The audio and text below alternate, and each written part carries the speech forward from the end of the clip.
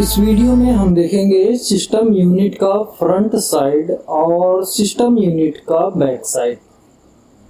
इसके पहले स्टार्टिंग में मैंने लिस्ट आउट करवाया था।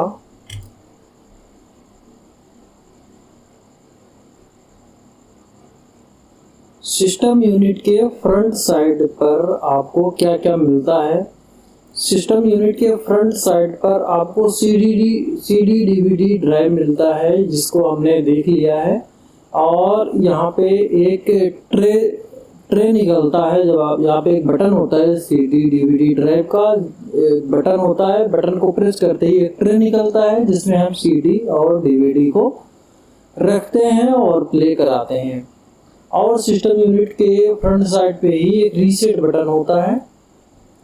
और सिस्टम यूनिट के फ्रंट साइड पे ही फ्लॉपी डिस्क ड्राइव का भी ऑप्शन होता है। अगर फ्लॉपी डिस्क ड्राइव को सिस्टम सपोर्ट करता है तो उसमें फ्रंट पे ही फ्लॉपी डिस्क ड्राइव का भी ट्रे होता है। और एक पावर बटन होता है, जिसकी हेल्प से सिस्टम स्टार्ट होता है। आपका कंप्यूटर स्टार्ट होता है। कंप्यूटर को स्टार्ट करने के लिए पावर बटन होता है। इसके अलावा 2-4 USB पोर्ट्स होते हैं, जिसमें हम पेन ड्राइव वगैरह को या मेमोरी को, पेन ड्राइव को, हार्ड डिस्क को कनेक्ट कर सकते हैं। तो ये तो रहा सिस्टम यूनिट का फ्रंट साइड। और सिस्टम यूनिट के पिछले हिस्से पे हम देखेंगे पावर सॉकेट को, सीरियल पोर्ट को, पैरेलल पोर्ट को, USB को, मॉनिटर पोर्ट को। PS2 पोर्ट क्या होते हैं, किस काम में आते हैं, इसको भी देखेंगे। ऑडियो जैक को, SMSI port, network port, cooling fan, HDMI port इत्यादि को हम देखेंगे सिस्टम यूनिट के पिछले हिस्से के पार्ट के रूप में। एक एक करके सबका एक्सप्लेन देखते हैं।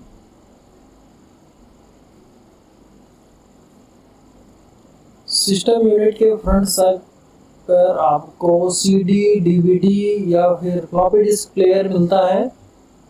इसके अलावा रीसेट बटन होता है। रीसेट बटन क्या काम करता है, कंप्यूटर की पावर सप्लाई बंद किए बिना फिर से चालू यानी कि रीस्टार्ट करने के लिए बना एक बटन होता है।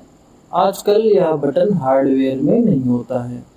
ये पहले बटन होता था, एक रीसेट का बटन होता था, जिसको प्रेस करने पर कंप्यूटर रीस्टार्ट होता था। और रीस्टार्ट की जरूरत इसलिए पड़ती थी पहले कंप्यूटर को, क्योंकि अगर बाहर से हम माउस, कीबोर्ड या किसी चीज को कनेक्ट करते हैं तो वो ऑटोमेटिक उसको प्लग एंड प्ले नहीं कर सकते थे, उसको रीस्टार्ट करना पड़ता था। तो रीस्टार्ट के लिए आपका ये रीसेट बटन वहां पे दिया हुआ था। और इसके बाद देखते हैं पावर बटन को। एक फ्रंट पे ही, सिस्टम यूनिट के फ्रंट पे ही एक पावर बटन होता है। यह कंप्यूटर को चालू करने के लिए होता है। पावर ऑन होने की स्थिति में एक LED जलता है। एक पावर बटन होता है, सामने ही एक छोटा सा बल्ब होता है, जिसे LED कहते हैं। जब पावर ऑन होता है तो LED, ग्रीन कलर की LED जलती है। इसके अलावा देखेंगे अब सिस्टम के पिछले हिस्से की चीजें। सिस्टम यूनिट का पिछला हिस्सा, power socket. System unit supply से जोड़ने के लिए एक सॉकेट बनी होती है, जिसमें हम पावर को कनेक्ट करते हैं और वहाँ से एक तार निकल के जाता है, वो आपके स्विच बोर्ड में जाता है। वहीं से आपको सिस्टम में पावर सप्लाई करने का माध्यम मिलता है। तो सिस्टम यूनिट सप्लाई से जुड़ने के लिए होता है पावर सॉकेट। पावर की एक सॉकेट होती है। इसके अलावा होता है सीरियल पोर्ट। डेटा को क्रमानुसार इनपुट करने वाले उपकरणों को जोड़ने के लिए सीरियल पोर्ट होते हैं। और सीरियल पोर्ट में एक बार में एक ही बिट डेटा का स्थानांतरण होता है तथा RS-232 स्टैंडर्ड का अनुपालन करते हुए माउस, मॉडेम आदि को जोड़ा जाता है। माउस, मॉडेम आदि को जोड़ने के लिए, कीबोर्ड आदि को जोड़ने के लिए सीरियल पोर्ट में एक बार में एक बिट डेटा का हस्तांतरण होता है तथा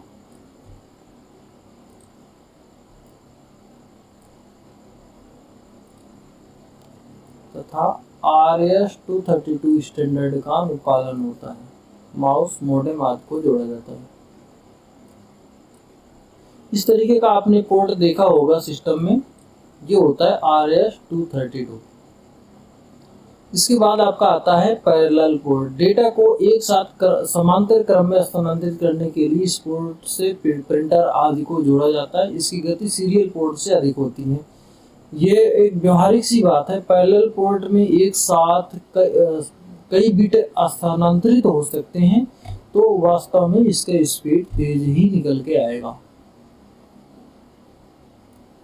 पैरेलल पोर्ट डेटा को एक साथ समांतर क्रम में स्थानांतरित करने के लिए पोर्ट से प्रिंटर आदि को जोड़ा जाता है। वास्तव में ये सब बातें पुरानी हो गई, सीरियल पोर्ट, पैरेलल पोर्ट। अब तो यूएसबी का जमाना है, ज़्यादातर चीज़ें यूएसबी पे ही काम करती है। यूनिवर्सल सीरियल बस से ही कनेक्ट होके काम करती हैं। आज के टाइम में माउस, प्रिंटर और मॉडेम भी अब तो नहीं है, और माउस, प्रिंटर, ये सारी चीज़ें यूएसबी द्वारा ही काम करती हैं।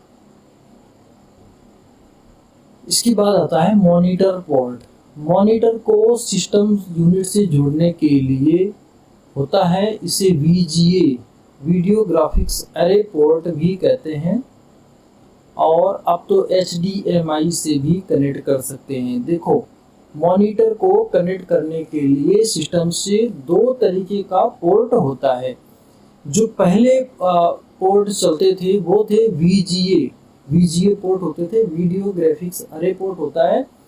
और अब मॉनिटर को कनेक्ट करने के लिए सिस्टम में HDMI पोर्ट होता है, और VGA केबल से कनेक्ट होता था VGA पोर्ट से हम कनेक्ट करते थे VGA केबल को, और HDMI पोर्ट में कनेक्ट करते हैं HDMI केबल को। एक HDMI केबल का एक सिरा हम प्लग करते हैं सिस्टम में, और दूसरा सिरा प्लग करते हैं मॉनिटर में। और पहले क्या होता था, VGA केबल का एक सिरा सिस्टम से कनेक्ट होता था, और VGA केबल का दूसरा सिरा मॉनिटर से कनेक्ट होता था। PS2 पोर्ट, पहले के दृष्टि के हिसाब से PS2 port most important port होते थे, पर आज के टाइम में PS2 पोर्ट को पूरी तरीके से हटा दिया गया है।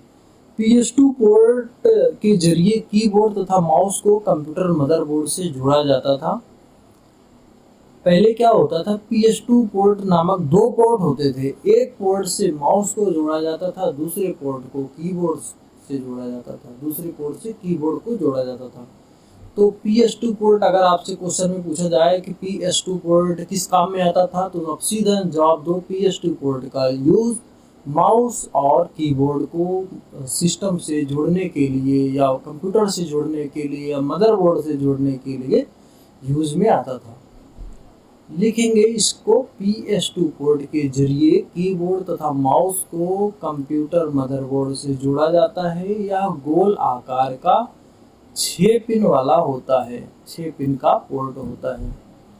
अब इसमें दो अलग अलग रंग के पोर्ट होते थे, दोनों बिल्कुल डिजाइन में सेम होते थे, मात्र उसका रंग अलग था, और रंग के आधार पर माउस और कीबोर्ड जोड़ा जाता था। माउस के लिए हरे रंग का PS2 पोर्ट का प्रयोग होता है, और वहीं कीबोर्ड के लिए बैंगनी रंग का PS2 पोर्ट का प्रयोग होता है। नए सिस्टम या लैपटॉप में माउस कीबोर्ड USB द्वारा जोड़ा जाता है, कनेक्ट किया जा सकता है। अब तो PS2 पोर्ट का कोई मतलब नहीं रहा, अब PS2 पोर्ट होता भी नहीं है। आप मात्र USB के कई पोर्ट दे देते हैं, उसी में आप माउस को ऐड कर लो, कीबोर्ड को ऐड कर लो, इसके अलावा प्रिंटर को ऐड कर लो, ऐसे बहुत सारी चीज़ें को, प्रिंटर को ऐड कर लो, मेमोरी को ऐड कर लो, USB पोर्ट पर ही PS2 पोर्ट हटा दिया गया है। इसके बाद आता है audio jack. By speaker, headphone या माइक को जोड़ने के लिए ऑडियो जैक होता है। आप जैसे ही ऑडियो जैक का इस्तेमाल करते हैं, वैसे ही आंतरिक स्पीकर कार्य करना बंद कर देता है। जब आप बाई जैक से किसी स्पीकर को जोड़ देते हैं, हेडफोन को जोड़ लेते हैं, तो आंतरिक स्पीकर डिसेबल हो जाता है। उसके बाद आता है SCSI port, small computer system interface. बाहरी हार्ड डिस्क, DVD स्कैनर को जोड़ने के लिए SCSI पोर्ट होता था, स्मॉल कंप्यूटर सिस्टम इंटरफेस। पर आज के टाइम में इसकी कोई ज़रूरत नहीं है। USB द्वारा ही ये सारी चीज़ें जोड़ी जा सकती हैं। बाहरी हार्ड डिस्क, और डीवीडी स्कैनर, ये सारी चीज़ें यूएसबी द्वारा जोड़ी जाती हैं। और पहले इसके लिए होता था SCSI small computer system interface. SCSI small computer system interface बाहरी हार्ड डिस्क डीवीडी स्कैनर को जोड़ने के लिए होता था। इसके बाद ये अभी भी है, सबसे मोस्ट इम्पॉर्टेंट है नेटवर्क पोर्ट, और इसको कहते हैं RJ45 RJ45। कंप्यूटर को किसी अन्य कंप्यूटर के साथ जोड़ने के लिए, एक कंप्यूटर को जब दूसरे कंप्यूटर से हम जोड़ते हैं और कम्युनिकेट कराते हैं, उसके अंदर डेटा का आदान प्रदान कराते हैं, इसे हम लैन कहते हैं, लोकल एरिया नेटवर्क, इसे हम कहते हैं लैन। इसे RJ45 पोर्ट या लैन पोर्ट या ईथरनेट पोर्ट कहा जाता था, और लैन को ही ईथरनेट कहते हैं। जब भी शब्द आए लैन, इसका मतलब समझना कि दो कंप्यूटर को आपस में जोड़ने को लैन कहते हैं। दो या दो से अधिक कंप्यूटर को आपस में इंटरकनेक्ट करने को लैन कहते हैं, और इसको ही ईथरनेट कहते हैं। लैन पोर्ट या ईथरनेट पोर्ट कहा जाता है। इसका प्रयोग कंप्यूटर को टेलीफोन लाइन के जरिए नेटवर्क से जोड़ने के लिए भी किया जाता है। पहले टेलीफोन होता था जिसके द्वारा हम इंटरनेट का उपयोग करते थे, और तो इसका प्रयोग कंप्यूटर को टेलीफोन लाइन के जरिए नेटवर्क से जोड़ने के लिए भी किया जाता है। इसके बाद आगे बढ़ते हैं, देखते हैं कूलिंग फैन। चूँकि कंप्यूटर एक इलेक्ट्रॉनिक डिवाइस है और इसमें विद्युत की खपत होती है, तो ऊर्जा संरक्षण नियम के आधार पर वो ऊर्जा किसी न किसी रूप में कन्वर्ट होगी, तो वो हीट में कन्वर्ट होती है। जो भी विद्युत ऊर्जा होती है वो हीट में कन्वर्ट होती है। इससे हमारा पूरा सिस्टम गर्म हो जाता है, हीट हो जाता है। तो उसके लिए हमें एक कूलिंग फैन की ज़रूरत पड़ती है सिस्टम में, जो कि उसके सारे पार्ट्स को ठंडा करने के लिए होता है। तो यहाँ पे देखेंगे सिस्टम यूनिट के पिछले भाग में पावर सप्लाई यूनिट को ठंडा करने के लिए और लैपटॉप में CPU को ठंडा करने के लिए पंखा लगा होता है। देखो सिस्टम में दो चीज़ें होती है, एक तो पावर सप्लाई यूनिट होती है जो कि बहुत ज़्यादा गर्म हो जाती है, उसमें तो कूलिंग फैन होता है, और एक कूलिंग फैन होता है CPU के लिए। तो दो कूलिंग फैन होते हैं एक सिस्टम में। HDMI पोर्ट मैंने थोड़ा सा इसका जिक्र कर दिया था इसके पहले भी। VGA पोर्ट होता है डिस्प्ले के लिए, मॉनिटर के लिए, वैसे ही HDMI पोर्ट भी होता है मॉनिटर के लिए। HDMI port high definition multimedia interface.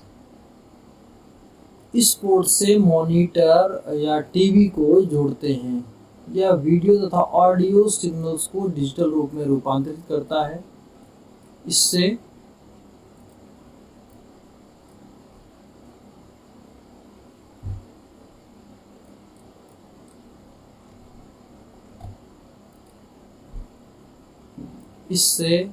High definition उच्च गुणवत्ता वाली छवि ध्वनि प्राप्त होती है।